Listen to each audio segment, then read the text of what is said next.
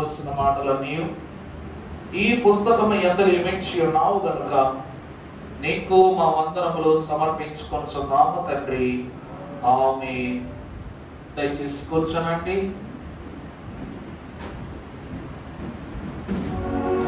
నేనే మార్గము, నేనే సత్యము, నేనే జీవముగా. నేనే మార్గము, నేనే సత్యము, నేనే జీవముగా. నేనుగా ఎవరును లేరు, నేనుగా ఎవరును లేరు. ఎలుగి చెప్పిన యేసుని యోగ, ఎలుగి చెప్పిన యేసుని యోగ. యేసుని యోగ కొలను మనుకున్నాడు. యేసుని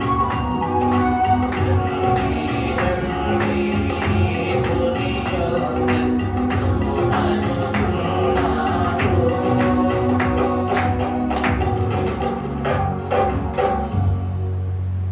ప్రార్థన చేసుకుంటాము. మహిమ కాంతి స్వభావ భరితుడగును ఆయుక్తము చేయుటకు ఈరోజు ప్రభువా శ్రమలానుభవములో మమ్ములను వచ్చిన దానిని బట్టి శ్రమను మేము చూస్తున్నామంతే, కానీ మీరు అనుభవించిన వారు, ఆ శ్రమ గుడారములో తండ్రి సమసిల్లిపోయిన వారు, ప్రాణము పోవునంతకు మించి ప్రతి కీడును ఆనందముగా అందుకున్న వారు, మాకు ఆనందమును దయచేసిన వారు ప్రభువా. శరీరము మీద తూట్లు పడినప్పటికీ మా పైన కుసుమంతైనను కోపపడక ఆఖరి క్షణములో కూడా క్షమాపణముతో మమ్మల్ని దగ్గర చేర్చుకున్న నీ భాగ్యం ఎట్టిది ప్రభువా. మా దైవజనులు అన్నారు, శ్రమలు విశ్వాసిని దేవునికి మరింత దగ్గర చేయనన్నారు. అందుకేనేమో నాయన శ్రమపడి నువ్వు మాకు దగ్గరయ్యావు. శ్రమ కాలమును జరిగించుకుని ధ్యానించుకుని మేము నీకు దగ్గర అవుతున్నాం తండ్రి. ఈ అనుబంధమును పరలోక గౌరిలో చేర్చబడి వరకు ఎవరునూ త్రొంచబడకుండగా, ఎవరునూ తండ్రి మంటమాయలు చేయకుండగా, శోధకుని కన్ను మా మీద పడకుండగా నీవే ఆధారమై మమ్మలను నడిపించి బలపరచుమని పరలోక శక్తి సంపన్నుడై మమ్మల్ని ఆత్మీయ అంతస్తునకు పరినిత్యము నడిపించుచున్నాం. యేసుక్రీస్తు ప్రభువారి పరిశుద్ధ పాద సన్నిధ్య సహవాస నామమున మిక్కిలి వినయముగా బ్రతిమలాడి వేడుకొనుచున్నాము తండ్రి. ఆమేన్. త్రిత్వ దేవుని యొక్క కృపా సమాధాన హస్తము కూడి వచ్చిన మనందరూ తండ్రి దేవుడు సదా దయచేయును గాక. ఆమేన్. దేవుని యందు ప్రియబిడ్డలారా, పరిశుద్ధుడగు దేవుని యొక్క ప్రసన్నత ప్రభావిత దీవెన ఆశీర్వాదములకి చేరి వచ్చిన మనకు త్రిత్వ దేవుని యొక్క కృపయు సమాధానమయు పరలోక పురుషుడు ఇహలోకమునందు మనలను తన అంతరంగమునందు స్థిరపరచుకున్న దేవమానవుడైన యేసుక్రీస్తు ప్రభువు తన పరలోక అంతస్తు చేత మనల్ని నిత్యము పునీతులను చేసి శిలువ రక్తములో కడిగి మనందరినీ శుద్ధి చేసి వర్ధిల్ల చేయునుగాక. దేవుని యొక్క వాక్యమును ధ్యానము చేసుకుందాము. కీర్తనల గ్రంథము 129వ అధ్యాయము ప్రారంభము నుండి చదువుకున్నట్లయితే, ఇశ్రాయేలు ఇట్లనును నా యవ్వన కాలము మొదలుకొని పగవారు నాకు అధిక బాధను కలుగచేయుచు వచ్చిరి. నా యవ్వన కాలం మొదలుకొని నాకు అధిక బాధలు కలుగచేయుచు వచ్చిరి. అయినను వారు నన్ను జయింపలేకపోయిరి. దున్నువారు నా వీపు మీద దున్నిరి. చాలండి. ప్రభువునందు దేవుని ప్రియమిత్రులారా, మహాగణుడు సంపన్నుడైన ప్రభు పేరిట ఈ వాక్యమును భాగాలుగా బోధించుకుందాం. సమయం కూడా ఎంతో ప్రత్యేకం. నేను నాకు చెప్పకపోయినా ధ్యాన సమయంలో ప్రభు కూడా మనతో మాట్లాడతారు కాబట్టి ధ్యానం ఎక్కట్లేదే అబ్బాయి నా బుర్రలోపు ఒక బొమ్మెట్టారు, లేదు దేవుడు కథాపడొద్దు. ధ్యానాన్ని కనులపైన మనం ఘనంగా ఆచరించుకుందాం. ప్రతి విషయాన్ని చిన్న చిన్న విషయాలుగా చెప్తాను, క్లుప్తంగా చెప్తాను. అందరూ గాబరపడబాకండి. ఒక 20 నిమిషాలు వాక్యం మనము నేర్చుకునే అణువైనా సరే అధికంగా ఉండాలి, కానీ అలా ఉండకూడదు, పొదుపు ఉండకూడదు. కాబట్టి ఈ దిన వాక్య భాగము దున్నబడుట. ఏమిటండి? దున్నబడుట.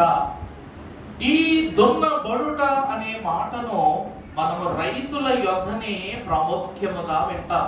ఎందుకంటే నేల చదును చేయవాని యొక్క భారమెట్టిదో ఆ నేలనే చదును చేసి దానిని దున్ని అందున ఆహార పదార్థమును పండించకపోతే మరొక జీవి బ్రతుకుట సాధ్యమైన సంగతి కనుక దేవుని ప్రియమిత్రులారా, ఈ దున్నబడుట అనే అంశమును ప్రభు పేరిట మనము వాక్యము ద్వారా ధ్యానం చేసుకుందాము. భక్తుడు సెలవిస్తున్న మాటలో ఇశ్రాయేలు ఇట్లనను. ఇక్కడ వాక్యములో మనము చూస్తే ఇశ్రాయేలు అనే మాట ఎవరికి ఇవ్వబడినది? ఎవరికి ఇవ్వబడింది? మన యాకోబునకు. ఇశ్రాయేలీయులు అంటే గోత్రాలు, ఇశ్రాయేలు అంటే ఎవరు? యాకోబు దేవుడు ఇశ్రాయేలు అనే నామమును అతనికి ధరింపజేసి తన యొక్క 12 గోత్రముల వారికి ప్రతీక అంతస్తుగా దేవుడు కనపరిచి ఉన్నారని మనము బాగుగా ఎరుగుదుము. ఇక్కడ యాకోబు భక్తుడు ఏమంటాడంట? ఇట్లనేను. ఏమనంట? నా యవ్వన కాలము మొదలుకొని పగవారు నాకు అధిక బాధలు. నిజమేనండి. పాపం యాకోబు గారు ఏ రోజు మనశ్శాంతిగా పడుకున్నాడు? రాత్రి పగళ్ళు తల్లి గర్భములో ఉండగానే అన్నతో గొడవ. ఏమన్నా అవునా కాదా? తల్లి గర్భములో ఉండగానే అన్నతో గొడవ పెట్టుకుని పెనుగులాడుతూ ఈ భూమి మీదకి వచ్చాడు. వచ్చిన దినము మొదలుకొని ప్రతి నిత్యము తండ్రిలో గొప్పవాడుగా కనపడటానికి, తండ్రి దగ్గర గనుడిగా నిలబడటానికి, ఏదేమైనా ఆశీర్వాదాన్ని పొందటానికి ప్రతి నిత్యము ఏం చేసేవాడంట? అహోరాత్రులు శ్రమించేవాడట. కానీ తండ్రి మాత్రము ఏం చేసేవారు? ఏషావునకే నాన్న నీకే జ్యేష్ఠత్వము, నువ్వు గాబరా పడవద్దు అని పెద్ద కుమారుని చేతే అన్ని పనులు జరిగించడానికి ఇష్టపడేవారంట. కానీ తల్లి మాత్రం ఏం చేసేదంటే, యాకోబు నీ తండ్రి నీ అన్నకు మాటిచ్చాడని నువ్వు బాధపడవద్దు, దేవుడు నాకు మాటిచ్చాడు. ఏమని? నీ కుమారుడైన యాకోబుని నేనేం చేస్తాను? గొప్ప చేస్తాను, ఖచ్చితంగా అతని నేను ఆశీర్వదిస్తాను, ఫలింపజేస్తానని ప్రభు ఎప్పుడో చెప్పారు. అందువలన నువ్వు నీ తండ్రి దృష్టిలో గొప్పవాడవుటకు కాదు, ఆ తండ్రి దృష్టిలో నువ్వేమవ్వాలా? గొప్పోడు అవ్వాలి అని చెప్పారు.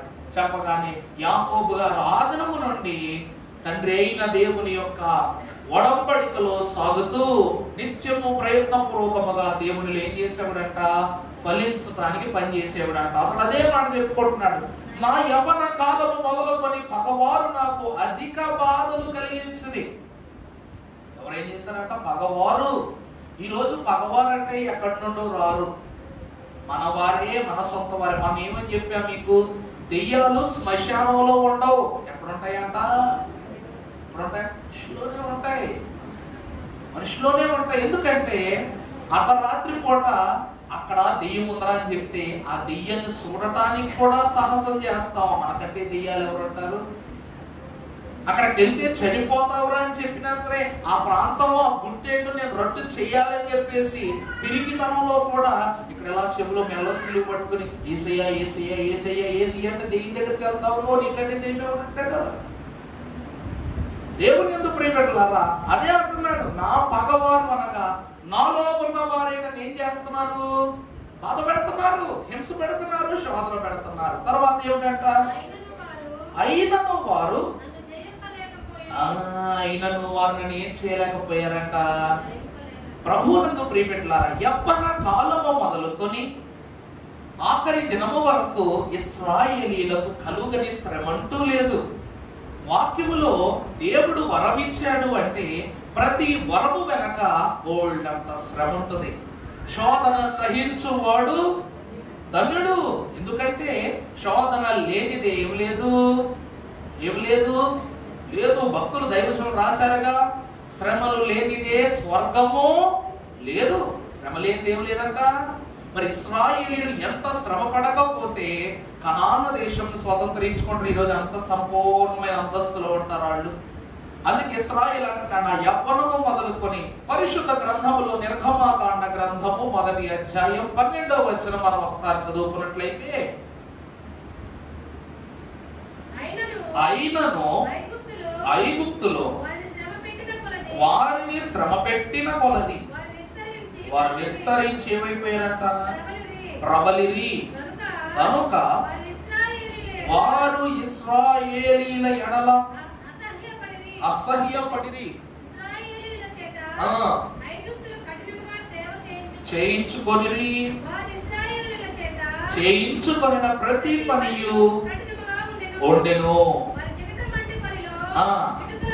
ఇటుకల పనిలోను ప్రతి పనిలోను ప్రభువునందు ప్రియపెట్టలారా, ఇశ్రాయేలీయులకు తన స్వార్జితముగా ఉన్న దేవుని యొక్క అంతస్తు కలిగినటువంటి వారు చెప్తున్న మాట, అయినను ఐగుప్తీయులు వారిని శ్రమ పెట్టిన కొలది వారు ఏమైపోయారట? విస్తరించిపోయారు. అర్థమైందా అండి? ఇనుమును నిప్పు కాలుస్తున్నాను అనుకుంటుందట. చూసే మనిషి కాలుతుంది అనుకుంటాడంట, కానీ ఇనుమేమనుకుంటుందో తెలుసా? నేను విస్తరిస్తున్నాను అనుకుంటుందంట.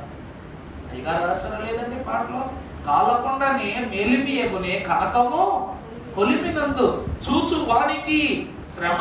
కొట్టి కొట్టి కొట్టి వాడు శ్రమ పడతాడు. వాడు అనుకుంటాడు కాలుతుంది అనుకుంటాడు.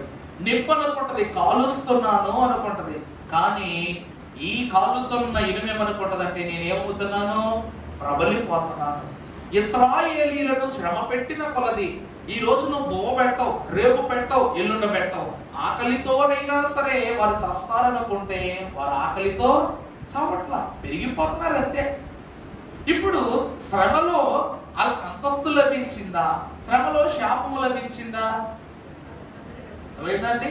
వారు నన్ను ఎంత శ్రమ పెట్టినా సరే వారు నన్ను ఏం చేయలేకపోయారు? జయించలేకపోయారు అంటున్నాడు. చూసారా మా భక్తుడు ఎంత ఘనమైనటువంటి మాట. ఒక మాట మనము పరిశుద్ధ లేఖన భాగంలో మనము చూసినట్లయితే 17వ అధ్యాయము 8వ వచనము నిర్గమాకాండ ఒకసారి చదువమ్మా. తరువాత అమాలేకీయులు వచ్చి రెఫీదీములో ఇశ్రాయేలీయులతో యుద్ధము చేయగా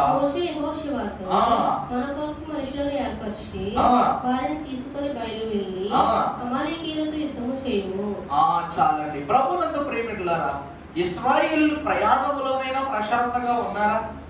దేవుని యొక్క వాక్ఫలమును ఎలిగిన దేవుని ప్రియమిట్లారా, ఒక మాట గమనించండి. అమాలేకీలనగా దైవ విరోధ తలంపులతో దేవుని సింహాసనమునకు విరోధంగా పనిచేసేవారు. ఇలాంటి తలంపులు ఉన్నటువంటి వీరు దేవుడు తలుచుకుంటే ఏనాడో నశింప చేయాలి. ఇంకా బాగా చెప్పాలంటే ఐగుప్తు దేశపు వారి కన్నా ఈ అమాలేకీలకు బలం ఎక్కువ. వీళ్ళకి ఏమి ఎక్కువ అండి? బలం ఎక్కువ. ఎందుకంటే ఈ రోజు మీరు ఎప్పుడైనా చూసారా, బీహార్ తొలిప్రక్క ప్రాంతాలలో బందిపోట్లు ఉంటారు. వాళ్ళు కొల్ల సొమ్మును మాత్రం పంచుకుంటారు. డబ్బు కోసం, రూపాయి నాణ్యాల కోసం కూడా ఏం చేస్తారు చెప్పండి? అతి క్రూరంగా చంపేస్తారు. ఈ అమాలేకీల యొక్క వృత్తి ఏమిటంటే కొల్ల సొమ్ము తింటాం, హింస పెట్టడం, దోచుకోవటం. అర్థమైందండి? ఎన్ని దౌర్భాగ్యము పనులు వీళ్ళు చేస్తారంటే దేవుడు కూడా అసహించుకునే అంత కోపం. ఒకసారి 16వ వచనం చదువమ్మా. అమాలేకీయులు తమ చేతి పనిని యెహోవా సింహాసనమునకు విరోధముగా ఎత్రి కనుక చూసారా దేవుడు వాక్యం ఏమని సెలవిస్తున్నారు? అమాలేకీయులు ఎవరంట? దేవుని సింహాసనమునకు వారి చెయ్యిని విరోధంగా ఎత్తిన వారు. అంటే దేవునికి ఇష్టమైనది ఏది? వీళ్ళు చేయలేక విరోధమైన పనులే. ఆ పనులు చేస్తూ దేవునికి దూరస్తులు పాపులను పెంచుకున్నారు. కాబట్టి వాక్యం ఏమని సెలవిస్తుందంట? వారికి దేవునికి తరతరాలు ఏం జరుగుతుందంట? యుద్ధం జరుగుతుంది. మరి దేవునికే వ్యతిరేకులై ఉన్నటువంటి వీరు తరాల నుండి వ్యతిరేకతలోనే బ్రతుకుతున్న వీళ్ళు ఇశ్రాయేలీల చేతిలో చంపబడ్డారు. కానీ ఐగుప్తు దేశపు ప్రజలు ఎంత హింస పెట్టినా సరే చెయ్యెత్తలేదు, నోరెత్తలేదు. అవుతుందంటే ఇశ్రాయేలీలు వస్తూ ఆహార పదార్థాలు కాసంత బంగారం తెచ్చుకున్నారు, కానీ కత్తులు కటారులు తెచ్చుకున్నారా? చెప్పడమ్మా. యుద్ధానికి కత్తులు తెచ్చుకున్నారా? కవచాలు తెచ్చుకున్నారా? బలిష్టమైనటువంటి యుద్ధ రథాలు తెచ్చుకున్నారు? ఏం తెచ్చుకున్నారు వీళ్ళు? ఏం తెచ్చుకున్నారు? మహాభక్తుడైన దావీదు గారు అదే రాస్తున్నాడు అక్కడ. ఇశ్రాయేలు ఏం చదువు మీరు 129 ఇశ్రాయేలు ఇట్లను నా యవ్వన కాలము మొదలుకొని పగవారు నాకు ప్రభునందు ప్రియమిత్రులారా, కాసేపు ఇశ్రాయేలు అనే మాటలో దావీదు అనే పదం పెట్టుకోండి. దావీదు ఇట్లనెను నా యవ్వన కాలము మొదలుకొని పగవారు నాకు అధిక బాధలు. ఇప్పుడు దావీదు మహాభక్తుడి యొక్క జీవిత కాలం ఏమైనా చిన్నప్పటి నుండి పూలపాంపులా ఉందా? చెప్పండి. గుర్తించని అన్నలు, గుర్తెరిగి గుర్తించని తండ్రి, విలువ కట్టని లోకము, గ్రహించలేని అంతస్తులో బ్రతుకుతున్న సమాజంలో గొర్రెల కాపరి అనేటువంటి స్థితిలో అతను బ్రతికి సమూయేలు మహాభక్తుడిని దేవుడు ప్రేరేపించి అతన్ని పంపగా, అప్పుడు కూడా అన్నలు ఏం చేశారంట? ఆ రోజు నుంచి ఇంకా హింస పెట్టారు. అభిషేకం పొందుకున్నాడు కదా అని విడిచిపెట్టేశారా? ఇంకా పని చేసేవారు. అతను అదే అంటాడు, నా పగవారు నన్ను ఏం చేస్తా ఉన్నారు? బాధలు కలుగు చేయించవచ్చు. నా యవ్వన కాలము మొదలుకొని నాకు అధిక బాధలు. గొలియాతును చంపినంత మాత్రాన దావీదు యొక్క జీవితం సరైపోయిందా? వెంటనే రాజు అయిపోయాడా? చెప్పండి. సైన్యాధ్యక్షులు పనిచేశాడు. ఆ తర్వాత సౌలు చేత తరమబడ్డాడు. అడవుల్లో బతికాడు చాలా కాలం. అడవుల్లో బ్రతికినప్పటికీ తన యొక్క స్థితి దేవుని యొక్క ఏమాత్రం మార్చబడలా. చివరికి ఎంత శ్రమ పెట్టినా సరే అతను ఏమైపోయాడంట? అయినను వారు నన్ను జయింపలేకపోయేది. అదే స్థానంలో నీ పేరు కూడా పెట్టుకో. ఇశ్రాయేలు అన్న చోట నీ పేరు కూడా పెట్టుకో. మన జీవితంలో ఏ రోజు సంతోషంగా బతికాం మనం? దేవుని దగ్గరికి వెళ్ళి దేవా నేను ఏ రోజు సంతోషంగా ఉన్నాను అని అడగండి. అంతెందుకు యేసు ప్రభువుగా సంతోషంగా ఉన్నాడు ఎక్కడైనా విన్నావా నువ్వు? 33 సంవత్సరాల్లో తల్లితో సంతోషంగా కూర్చుని అమ్మా బాగున్నావా, ఎలా ఉంది, ఏంటి అని ముచ్చటించగలిగే సమయం ప్రభువుకు లభించలేదు. శిష్యులైన వారిని కాయటం, విశ్వాసులను కాయటం, జనసమూహాన్ని కాయటం, చివరికి తనను తాను కాచుకునే సమయం కూడా ప్రభువుకు దొరకలేకపోవడం. అంటే ఈ రోజు కూడా పరలోకం వెళ్ళి కూడా దేవుని బిడ్డలమైన మనల్ని ఏం చేస్తున్నారంట? కాస్తూనే ఉన్నారు, విజ్ఞాపన చేస్తూనే ఉన్నారు. అందుకే భక్తులు ఏమని రాశారు? పరలోకమున పరిశుద్ధులుని ఒరకై ప్రార్థన నిరతము చేయగా అరమరయేలను మురియుచునుండుము ఉరిధరి లేనట్లు వెరుపగ నేల ధరణిలో నవారు కూడా నీ వల్లే మరి కష్టంబులొందినేది తరుణమందు ప్రార్థించు ప్రార్థనలు తొరలించి నీపైకి కీడు రాగలగా భయపడరాదు క్రీస్తు విశ్వాసి భయపడి దిగులు అడరాదు సుమే. ధరణిలోన వారు గోడ నీవలే మరీ నీ కష్టం ముందు వాళ్ళ కష్టమే పడదనుకుంటావు నువ్వు, కానీ ఈ రోజు పడుతున్న కష్టము కన్నా నాడు పడే కష్టమే చాలా. ఈ రోజు నీ వీపు దున్నపడుతుంది, నీకు శ్రమ కనబడుతుంది, శోధన సహితమైపోతుంది, భరించలేకపోతున్నావు. కానీ నీ తాతలు పడిన కష్టం నీకు తెలుసా? నీ తండ్రులు పడిన కష్టం నీకు తెలుసా? నీ పెద్దలు పడిన కష్టం నీకు తెలుసా? మార్టిన్ లూథర్ కింగ్ మహానుభావుడు ఆయనట ప్రతిరోజు ఆయన ఈ ఆర్ఫనేజ్ లాంటి ఎలాంటి సన్యాసం తీసుకున్నటువంటి వ్యక్తి కాబట్టి ఆయన వాళ్ళందరితో కలిపి, సన్యాసులందరితో కలిపి కొన్ని ప్రాముఖ్యమైనటువంటి వివరాలు వింటూ ఉన్నప్పుడు ఆయన ఒక బోధ విన్నాడంట మహానుభావుడు. ఏంటంటే దేవుని వాక్యములో ఏ నాటి కీడు ఆ నాటికి చాలు. వాక్యం ఏమంటుంది? ఏ నాటి కీడు ఆ నాటికి చాలు అనే మాట అతన్ని ఎంతో ఆకర్షించిందంట. అప్పుడు అతను అనుకున్నాడు, తెలుసో తెలియకో, మాట ద్వారానో, చూపు ద్వారానో, తలంపు ద్వారానో, ఏ క్రియ ద్వారానైనా నేను దేవుని ఈ రోజు నేను నొప్పించే ఉంటాను ఖచ్చితంగా. ఏం చేసినాడంట? ఆ నాటి కీడు ఆ నాటికి చాలించుకోవాలి. ఎందుకంటే చిన్నది ఏమవుద్ది, పెద్దదవుద్ది. మిమ్మల్ని మాట అడుగుతానండి, ఈ రోజుల్లో ఒక 10 పైసలు కాజేస్తే తప్ప, నేను అడిగిందని సమాధానం చెప్పండి. 10 పైసలు ఈరోజు కాజేస్తే తప్ప, పైసలు 10 పైసలు అంటే వెళ్ళే కనపడదు కానీ 10 పైసల గురించి మాట్లాడుతున్నట్టు అయ్యారు మీరు అనుకుంటారు. 10 పైసలు కాజేస్తే తప్ప, లేని పిల్లల గురించి ఎందుకంటే వాదం. సరే, 10 సార్లు 10 పైసలు కాజేస్తే తప్ప అంటే ఎంత? రూపాయి బిళ్ళ, అంతే కదా? రూపాయి బిళ్ళ 10 రూపాయల, 10 రూపాయలు. 10 సార్లు 10 పైసల బిళ్ళ 10 సార్లు మీరు కాజేస్తే తప్ప, తప్పే అనుకోవాలి. 10 సార్లు 10 పైసల బిళ్ళ 10 సార్లు 10 మంది దగ్గర కాజేస్తే చాలా పెద్ద తప్పు అవుతుందా? ఈరోజు నువ్వు ఒకరి దగ్గర దొంగతనం చేశావు, రోజుకు 10 సార్లు ఒక మనిషి దగ్గరే దొంగతనం చేశావు.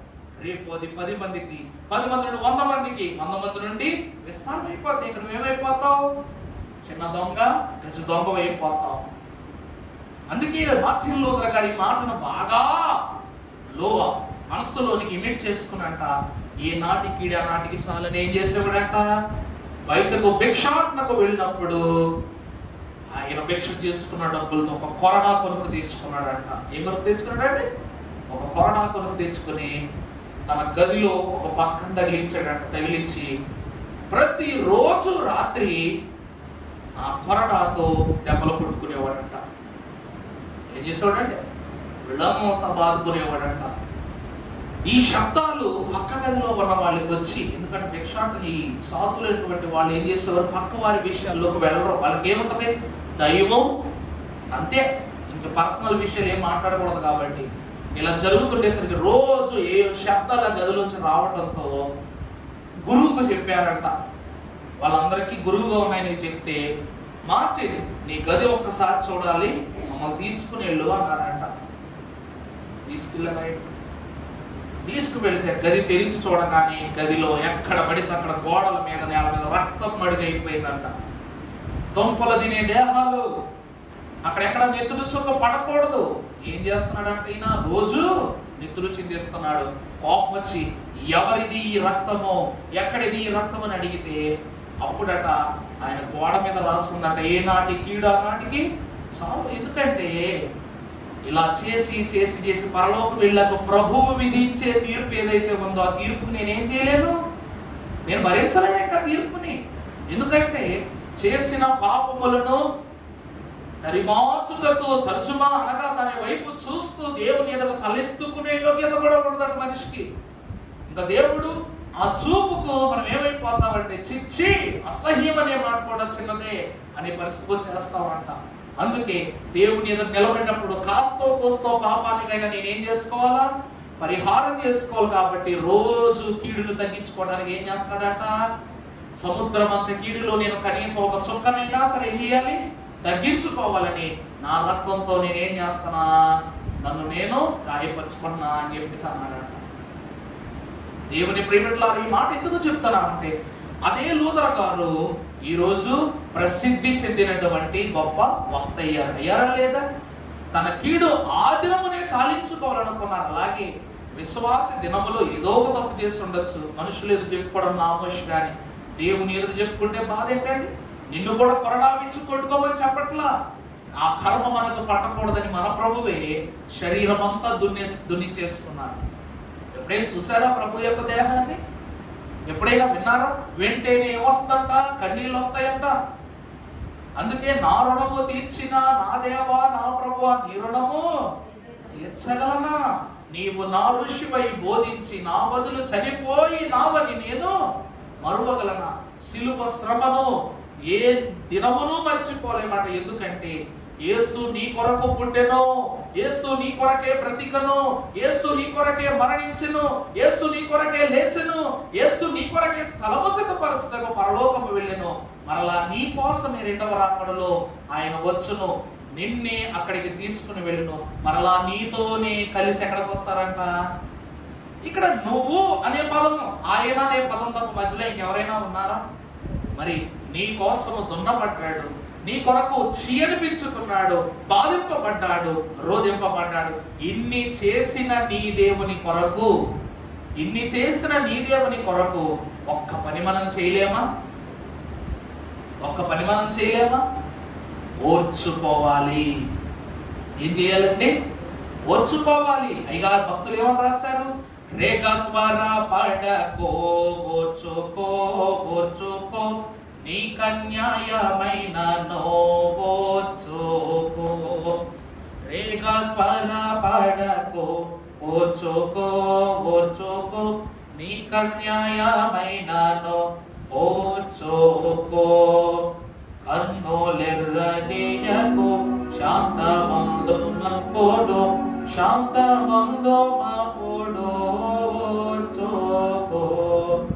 కన్నులెర్రజేయకు శాంతమందు మప్పుడు శాంతమందు మప్పుడు ఓర్చుకో. ఏం చేయాలంట? త్వరపడకూడదు. విశ్వాసం ఏం చేయకూడదంటండి? ఇశ్రాయేలీయులు 40 సంవత్సరాలు బాగా చదువుకుంటాం, చాలా బాగా చదువుకుంటాం. బట్టను అలగలేదంట, పాదాలు అరగలేదంట, ముసలితనం రాలేదంట. అబ్బా, వాళ్లకు తరగనిది ఆయుష్కాలము, చెరగనిది శరీరములో ఉన్న బలహీనత. కానీ వారు 40 ఏళ్ల కాలం అనగా వారి జీవిత కాలం అనుభవించాల్సిన శ్రమంతా 40 ఏళ్ళు అనుభవించేశారు. దేవుడు సర్వసామాన్యుడు కాదు. హిజ్కియాకు 15 ఏళ్ల ఆయుష్కాలం ఇచ్చాడని హిజ్కియా ఆనందపడాలా? ఈ 15 ఏళ్ళు ఈ లోకములో నుండి నన్ను నేను ఎలా సరి చేసుకోవాలని హిజ్కియా భయపడాలా? చెప్పండి. నాకు వాకిట్లో అలా జల్లుతా ఉంటే కత్తి శ్రీమంతులు గారు నేను మాట్లాడుకుంటే తల్లి గారు మేము మాట్లాడుకున్నాం. ఈ లోకంతో పడలేకపోతున్నాం, దేవుడు తీసుకుంటే బాగుండు అని అంటే, పాపం మనలాంటి హిజ్కియా కూడా ఆలోచించుంటే బాగుండమ్మా. ఎందుకంటే దేవుడు నిన్ను తీసుకుంటాను అబ్బాయి, వచ్చేసే, నువ్వు నాకు ఇష్టమైపోయావు, నేను తీసుకువెళ్ళిపోతాను అన్నా సరే హిజ్కియా లేదు ప్రభువా, ఈ లోకముతో నేను ఇంకా పోరాడాలి, నన్ను నేను ఇంకా ఏం చేసుకోవాలి? సరి చేసుకోవాలి. ఆ సరి చేసుకునేంత సమయం నాకు ఇవ్వు అని దేవుడే అవకాశం ఇచ్చినా సరే అవకాశాన్ని ఏం చేశాడంటే, లేదు ప్రభువా నువ్వు నన్ను ఇష్టపడ్డావు, మరి నేను నీ వద్దకు రావాలంటే ఇంకా ఇష్టపడిపోవాలి. ఈరోజు పెద్దవాళ్ళు ఏమని చెప్తారు? 100 మార్కులకు చదివితే 70 80 వస్తాయి, మరీ 70కే చదివితే 70 ఎలా వస్తాయి? ఆ మాట అర్థమైందా అండి? 100 మార్కులకు తగ్గట్టు సిద్ధపడితే ఖచ్చితంగా 70 80 వస్తాయి. కరెక్ట్ గా 80 రావాలని 80కే సిద్ధపడితే 80 రావాల్సి నీకు 60కో 50కో పడిపోతాం. దైవజనుడు దేవదాసయ్య గారు అన్నారు, అందుకే విశ్వాసకట దర్శనాలు గప్పుడు చేస్తున్నాయంట, కానీ నెరవేర్పులు మాత్రం గుప్పెడే వస్తున్నాయంట. మరి అంత బాధాకరమో చూసారా? గంపెడు దర్శనాలను చెప్పగలిగే విశ్వాసి సాక్ష్యముల విషయమునకు వచ్చేసరికి ఒకరో ఇద్దరో నిలబడుతున్నారు. అయ్యా నాకు అది గుర్తొచ్చింది, అయ్యా మనసులోకి ఇది వచ్చింది, అయ్యా మనసులోకి దేవుడు ఈ తలంపించాడు, ఇక్కడ నుండి ఎన్నో అద్భుతాలు నాకు వస్తున్నాయి. అద్భుతాలు దేవుని సన్నిధి దాటి నీ దాకా వస్తున్నాయి, కానీ నీ లోనికి ఎందుకు రావట్లేదు? నీ లోనికి ఎందుకు రావట్లేదు? అదే వాక్యం సెలవిస్తుంది. వాక్య వచనంలో చూసినట్లయితే పరిశుద్ధ గ్రంథములో నుండి పరిశుద్ధుడైన దేవదేవుడు మహాగణుడైన న్యాయాధిపతుల గ్రంథం 3వ అధ్యాయం 8వ వచనం ఒకసారి చదువుతున్నాం. న్యాయాధిపతుల గ్రంథం 3:8. అందును గురించి యెహోవా కోపము ఇశ్రాయేలీయుల మీద ఉండగా ఆయన అరామ్నాహారాయిము యొక్క రాజైన కూషనిస్రాతాయిము చేతులకు దాసులగుటకై వారిని అమ్మి వేసెను. చూడండి, ఇశ్రాయేలీయులు 8 సంవత్సరములు కుషన్రీపాతయీమునకు దాసులుగా నుండిరి. దేవుని ప్రియబిడ్డలారా, న్యాయాధిపతుల గ్రంథములో ప్రతి ఒక్కసారి 20 సంవత్సరాలు, 30 సంవత్సరాలు, 10 సంవత్సరాలు, 8 సంవత్సరాలు, 2 సంవత్సరాలు కూడా ఇశ్రాయేలీలంట శత్రువుల చేతికి అప్పజెప్పబడ్డారంట. కారణం ఏంటంటే దారి మారితే తీరు మారిపోద్ది, తీరు మారితే ఏమైపోద్దంట అన్నీ మారిపోతాయి. తీరు మారితే అన్నీ మారిపోతాయి. దైవజనులు అన్నారు, భక్తి నువ్వు చేస్తే, భక్తిని మనము దైవం బట్టి గొప్పగా భక్తి చేస్తే ఆ భక్తి మనల్ని కాపాడుదంట. అదవుతుందండి. మనము భక్తి చేస్తే ఆ భక్తి మనల్ని ఏం చేస్తంట? కాపాడుతుంది. ఇశ్రాయేలు ప్రజలకు ఎంతమంది న్యాయాధిపతులు ఇచ్చాడు దేవుడు. న్యాయాధిపతి మారిన కొద్దీ తీరు మారిపోతుంది. న్యాయాధిపతులు మారుతున్న కొద్దీ విధానాలు మారిపోతున్నాయి. ఒక్కొక్కరు అరటి పండు ఒలిచినట్టు ఒలిచి చెప్తున్నారు. తల్లి లాగా దెబోరా కూడా ఏం చేసింది చెప్పండి? మంచి నాయకత్వం చేసింది వాళ్ళు 3వ న్యాయాధిపతిగా ఉండి. అయినా సరే వారి దృష్టి ఏమైపోయింది చెప్పండి? దేవునిలో సరిగా లేదు. అందుకే దేవుడంట శత్రువులని తెలిసిన, విరోధులని తెలిసిన తన బిడ్డలు ఎవరి చేతికి అప్పగించారు? ఇప్పుడు మేము పిల్లలు ఉన్నారండి, ఈ మాట ఎన్నో ఏం చేస్తారు? పట్టుకెళ్ళి ఏం చేస్తారు? ఏం చేస్తారా? అబ్బాయి ఊరుకోండి, మీరు ఆడించుకుంటారు, మీ ప్రేమలు కానీ ట్యూషన్ టీచర్కి అప్పగించేస్తారు. ఏం చేస్తారు? ట్యూషన్ టీచర్కి అప్పచెప్తారు. మా వాళ్ళు నువ్వు బాగుతావు, బుజ్జగిస్తావు, ఏమైనా చేసుకో, కానీ అడేం కావాలా? క్రమశిక్షణలో పడాలమ్మా, బాగా చదువుకోవాలమ్మా, దేవుడి పట్ల భయభక్తి ఉండాలని ఏం చేస్తాం? టీచర్లు కూడా ఏం మాట చెప్పాం? ఎవరైనా చెప్తాం? 2-3 గంటలు ట్యూషన్ చెప్పే మాస్టర్కి చెప్తాం. కారణం ఏమిటో తెలుసా అండి? ఆ కొద్ది సమయంలో క్రమశిక్షణ ఖచ్చితంగా అబ్బుతుందన్న ఆశతో. ఎందుకంటే బళ్ళో 10 మంది మాస్టర్లు మారుతారు, కానీ 3 గంటలకి ట్యూషన్ అమ్మే ఏమయ్యింది? మాస్టర్ బెత్తం పట్టుకున్నా, చేతికి దువ్వని దొరికినా కూడా పెర్ర మాసిపోద్ది అనమాట ప్రతి ఒక్కళ్ళకి. అలాగే దేవదేవుడు కూడా అంట ఇశ్రాయేలీయులు ఎవరికి జడుస్తారో వాళ్ళ చేతికి అప్పగిస్తారు. అందుకే ట్యూషన్కి వెళ్ళిన మారం చేస్తారు, కానీ బడికి వెళ్ళిన మారం చేయరు. ఆలోచించారా మీరు? ఇశ్రాయేలీయులు ఎవరికి అయితే బెదురుతారో వాళ్ళకే తీసుకుని అప్పగించి, ఎవరైతే ఐగుప్తు దేశముల తరువాత ఫరో కంటే కఠినమైన శోధకులు ఉన్న వాళ్ళ చేతికి అప్పగించి వాళ్ళ విధినంతటిని సరి చేస్తుండేవారు. 8 సంవత్సరాలు ఎవరికి అప్పగించారంట? చూడండి, కుషన్రీషాతోయము అనేటువంటి రాజు చేతికి అప్పగించాడంట. అది మాత్రమేనా? ఫిలిష్తీయుల చేతికి అప్పగించలేదా? అమోరీయుల చేతికి అప్పగించలేదా? పెరిజ్జీయుల చేతికి అప్పగించలేదా? భూమి మీద శత్రు వర్గం ఎంతుందో అందరి చేతిలోనే ఇశ్రాయేలీయులు ఏమైపోయారంట? పడ్డారు. కానీ ఇన్నిసార్లు పడినను వారెవరును ఇశ్రాయేలీయులు ఏం చేయలేకపోయారు? జయించలేకపోయారు. ఏం చేయలేకపోయారండి? జయించలేకపోయారు. దైవజనుడు సెలవిస్తున్న మాట, విశ్వాసి దున్నబడితేనే నూతనమైన మొలకగా ఎత్తబడతాడు. ఏమవ్వాలంట?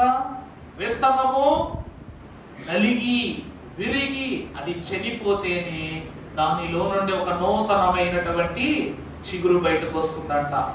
అలాగనే ఆ వృక్షము కూడా ఎదిగి తన యొక్క శరీరపు అంతస్తును బలముగా మార్చి పండ్లను తయారు చేస్తే ఆ పండ్లు ఎదుటి వానికి పోషణార్థమైన ఆహారం అవుతాయంట. మరలా ఆ పండును 2 భాగాలు చేస్తే అందులో ఉన్న విత్తనము బయటకు వస్తుంది. విత్తనముతో మొదలై విత్తనముతోనే ఏమొస్తుందట?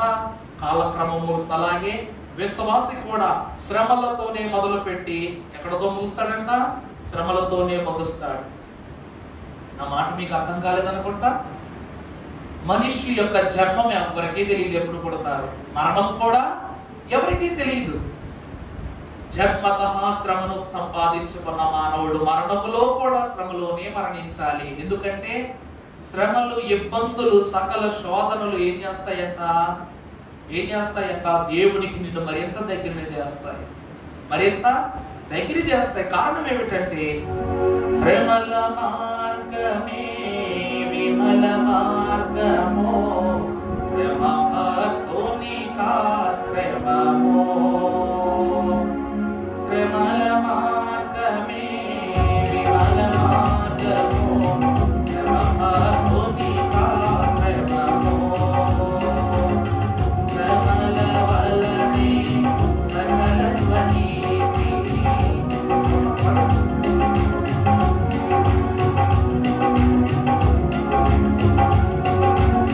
శ్రమల మార్గమే విమల మార్గము శ్రమ భక్తునికాశ్రమము శ్రమలి సంపూర్ణం పదుదైవా శ్రమలి సంపూర్ణం పదుదైవా మానవుని హృదయంగా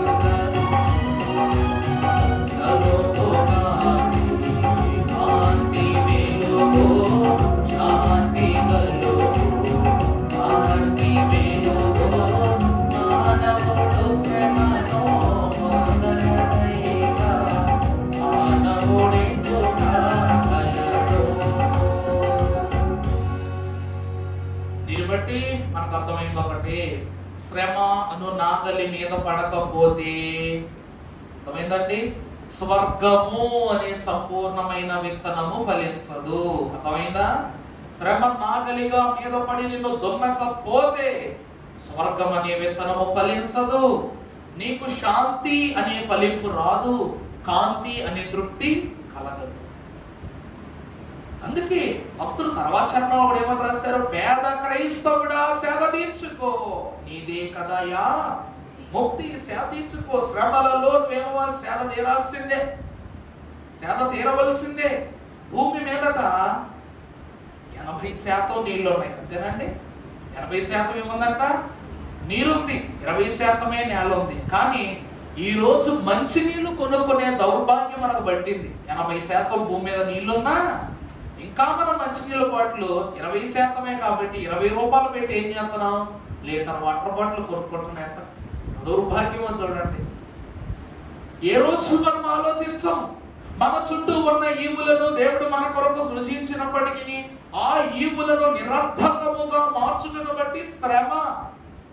దేవుడు ఏదేను మనములోనికి 4 నదులను పుట్టించి తాగటబ్బాయి, జీవించదబ్బాయి, బ్రతకండబ్బాయి అని చెప్తే ఆదాము అవ్వలు లోకపు దప్పిక కొన్నారు కాబట్టి ఆ 4 జలముల యొక్క ఆశ్రయము వారికి లేకపోయింది, జీవవృక్ష ఫలములు లేకపోయింది.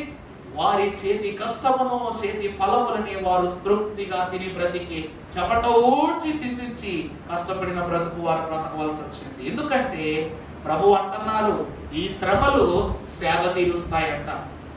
శ్రమలు ఏం చేస్తాయంటే సేద తీరుస్తాయి. మనం బయట బోల్డ్ అన్ని ఫాస్ట్ ఫుడ్లు వచ్చేసినాయి, వెళ్ళి డబ్బులు కొనుక్కొని తెచ్చుకోవచ్చుగా. కానీ కష్టపడి ఇంట్లో చెమటూడ్చి తల్లి ఎందుకు వంట చేస్తుంది? పిల్లలకి ఎందుకు ఇంట్లో వచ్చినవి వండి పెట్టాలనుకుంటే బయటకి వెళ్ళి తెచ్చుకొని తినరా అంటే ఆనందంగా వెళ్ళిపోతారు పిల్లలు. అయినా సరే ఎందుకు వెళ్ళదంటే బయట ఏముందంట? బయట ఏముందంటండి చెప్పండి? సులువైన పనైనా అది ఏం కలిగిస్తుంది అంటే శాపము కలిగిస్తుంది. లోకం ఏం కలిగిస్తుందంట? శాపం. తిని తిని ఆఖరికి ఏమైపోతాం? మనం క్షీణించిపోతాం, శపింపబడిపోతాం, మరణం దాకా తీసుకుపోతుంది. అది మనమే శుద్ధితో ఉంటాం కాబట్టి శ్రమ పడినా సరే సంపూర్ణమైనటువంటి మంచి పౌష్టికాహారాన్ని పెడతాం. అలాగే శ్రమ అయినా ప్రభు వారు తన శరీరమును దున్నబెట్టుకుని మనందరికీ తన దేహాన్ని ఆహారంగా అందించారు ప్రభు. అంత గొప్ప దేవుడు. అందుకే ఈ శ్రమల వల్ల విశ్వాసి అనుకుంటూ ఉండాల్సింది ఒకటే, నువ్వు బాధలు పొందుకో కానీ దేవునితో ఏం పెట్టుకోకు? వేదం మాత్రం పెట్టుకోకు. ఇది మాత్రం గుర్తు పెట్టుకోండి. దేవుడు బాధలు పడ్డాడు కానీ నువ్వు నన్ను కొట్టావు కాబట్టి నువ్వు నా దగ్గర రాబాకు, నువ్వు నన్ను ఇడిచి వెళ్ళిపోయావు కాబట్టి నా దగ్గరికి రావద్దు పేతురని ఏ రోజు దేవుడు ఏం చేయలేదంట? దూరం చేయలే. ఎందుకంటే దేవుడు అంత గొప్పవాడు, ప్రభువు అంత గరుడు కాబట్టి. అందుకే ప్రియమిత్రులారా భక్తులు అన్నారు, మోదముందుము ఏం పొందుమో? మోక్షము పొందుమన్నారు. ముందు నీకేముందంట? మోక్షం ఉంది, తప్పక నీకు ఇచ్చేస్తాను అది. కానీ ఇప్పుడు నువ్వేం చేయి? శ్రమపడు. ఇదిగో అపవాది మిమ్మల్ని శోధించినట్లు కొన్ని దినాలు మిమ్మల్ని శ్రమ పెడతాడు. ఆఖరి దినము వరకు మీరు ఓర్చుకోండి, నేను మీకు ఏమిస్తా? జీవ కిరీటం ఇస్తా. ఇప్పుడు బ్రతుకుతున్నాం, ఇది బ్రతుకు కాదు, ఇది బ్రతుకే కాదు. నీకు దేవుడు రాసి పెట్టుంచాడు నిత్య జీవము అని అంతస్తు. అందుకే ప్రియబిడ్డలారా, ఇశ్రాయేలీలైనటువంటి వారు ఐగుప్తు దేశములో ఎంత నశించిపోయారో, ఐగుప్తు దాటిన తరువాత కూడా వారి జీవితం అంతా శ్రమ పడుతూనే ఉన్నారు. సుమారు ఎన్ని వందల సంవత్సరాలు ఐగుప్తు చేతిలో దెబ్బలు తిన్నారు. బయటకు వచ్చాక కూడా ఇన్స్టాల్మెంట్లలోనూ దెబ్బలు తిన్నారు. దెబ్బలు తిన్నారు కానీ దేవుడిని ఎప్పుడైనా పక్కన పెట్టారు వాళ్ళు? కష్టం వచ్చిన ప్రతిసారి దేవా అన్నారు తప్ప ఆ దేవుడు చూస్తాడా ఏంటి, మన వైపు పెట్టాడా ఏంటి అని ఈ రోజు దేవుడిని ప్రక్కన పెట్టాల. వాళ్ళ బాధలు పొందిన భేదాన్ని మాత్రం పొందుకోవాలా. అదే దేవుని నీతి, దేవుని వివరం, దేవుడు మనకిచ్చిన అనుభవం కనుక ప్రియబిడ్డలారా, దేవుడు దెబ్బలు తిన్నాడు కానీ ప్రతి దెబ్బ వెనకాల ఉన్న మర్మాన్ని విశ్వాసి చూడాలి. కాబట్టి దైవజనులు సెలవిచ్చిన మాట, పాత నిబంధనలో ఉన్న 39 పుస్తకాలు యేసుక్రీస్తు ప్రభు వారి ఒంటి మీద పడిన 39 దెబ్బలు. ఒకటి తక్కువ చెప్పండి, 40 దెబ్బలు అంటే 39 దెబ్బలు ప్రభు ఒంటి మీద పడ్డాయి. ఈ 39 దెబ్బలకు పాత నిబంధనలో ఉన్న ప్రతి ఒక్కరూ సాక్ష్యం చెప్పాలి. పాత నిబంధనలో ఉన్న ప్రతి ఒక్కరూ ప్రభు నిలబడి మాట్లాడాలంట, ఈ దెబ్బకు సాక్ష్యం చెప్పాలంట. చెప్పకుండా ఎవరు ఏం పొందుకోలేరు, క్రీస్తు రక్షణలోనికి రాలేరు. ప్రభు అంటున్నారు, క్రీస్తు నామము లేని క్రియలన్నీ వ్యర్థమే, వాస్తవమే ప్రభు నాకు జన్మ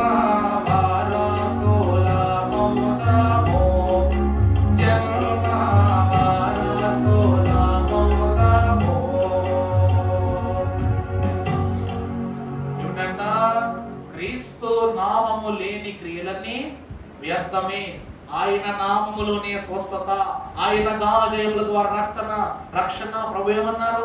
అతడు పొందిన ప్రతి దెబ్బల చేత నీకు ఏం కలుగుతుంది అంటే, దెబ్బ లేనిదే మందు లేదు, దెబ్బ తగలందే మందు రాదు. మనం 100 సార్లు చెప్పా మీకు.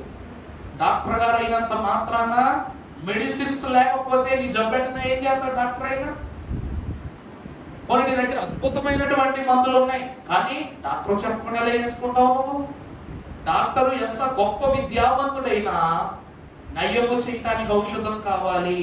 ఔషధం ఎంత గొప్పవాడు తయారు చేసినా డాక్టరే ఇవ్వాలి. అలాగే విశ్వాసి క్రీస్తు కొరకే శ్రమ పడాలి, క్రీస్తు రక్షణలోనే పెరగాలి. క్రీస్తే నీకు నిజ ఔషధమై ఉన్నారు కనుక ప్రియబిడ్డలారా, ఆయన పరమ వైద్యుడు, మనము గాయాలు పొందుకున్న వాళ్ళం. ఆయన రక్తమే మనకేమై ఉన్నది? ఔషధమై ఉన్నది. అందుకే గాయము చేయువాడే నయము చేయువాడు కూడా. ప్రభు ఎవరంటండి? గాయము చేయువాడు, నయము చేయువాడు. నీ వీపును శ్రమలతో దున్నిన ప్రభువుకి ఆ గాయములలో నుండి నూతన జీవం అనే ఫలింపునివ్వడం ప్రభువుకు తెలియదా? అలాగే ఇశ్రాయేలీలకు కూడా శ్రమ పెట్టాడు, దావీదును శ్రమ పెట్టాడు. శ్రమ చూడని భక్తుడు ఒకడు చూపించండి, శ్రమ చూడ భక్తులు మనం చూపించండి. మన నాయకులు, మన తండ్రి గారు కూడా శ్రమలు పడ్డాకే దేవునిలో ఇంత ఫలింపును పొందుకున్నారు. ప్రతి ఒక్కరి చరిత్ర వెనక శ్రమ ఉన్నది. రేపు నీకుంటది, నీ బిడ్డకుంటది, వాళ్ళ బిడ్డలకుంటది. కానీ మనము శ్రమలను గూర్చి బాధపడటం కాదు, శ్రమలను జయించే శక్తిని ఏం చేయాలి? పొందుకోవాలి. అందుకే భక్తులు అన్నారు ఒకటే, తుపాకి, బాంబు, కత్తి, బల్లెము, తుక్కు తుక్కు తుక్కు, అపాయమేదియో రాదు నీకు, అది నీకే లొక్కు. ఏదైనా జరగచ్చు కానీ నువ్వు స్థిరంగా దేవునిలో ఉంటే అవి నీకు లొక్కైపోతాయి. నువ్వు వాటికి ఏం కావు? లొక్కు కావు. కనుక త్రిత్వ దీవెన భాగ్యమును కనపరచు తండ్రి తన వాత్సల్యతతో చేరవచ్చిన మీకు దున్నబడిన మీ దేహములలో నుండి నిత్య జీవం ఫలములను మీకు అనుగ్రహింపజేసి దీవించును గాక. ఆమేన్. ప్రభు వైపు చూస్తూ ధ్యానం జరిగించుకుందాము. పరిశుద్ధుడు తండ్రి, ముక్తిదాతయగు ప్రభువు, సర్వ సత్యములు